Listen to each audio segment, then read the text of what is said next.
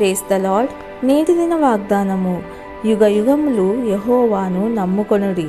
యెషయా గ్రంథము 26వ అధ్యాయము 4వ వచనము. రాజైన ఉజ్జియా మరణాంతరం యూదా దేశంలో అధికారంకు వచ్చిన దుర్మార్గులైన పాలకుల విషయమై యెషయా ప్రవక్త ఇటువంటి ప్రశ్ననే వేశాడు. మేము ఇంకెవరిని నమ్మగలం?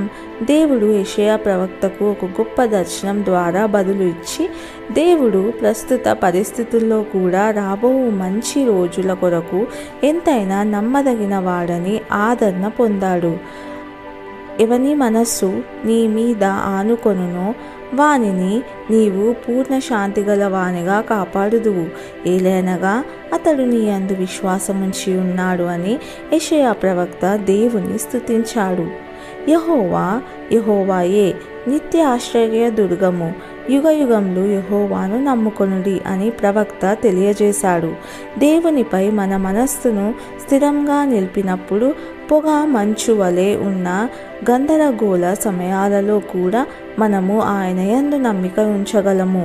మనకు మాత్రము స్పష్టంగా కనిపించినప్పటికీ దేవుని యందు మనము విశ్వాసముంచినట్లయితే తప్పక ఆయన సహాయం చేస్తాడని రూఢిగా నిశ్చయంగా ఉండగలం. ప్రార్థన.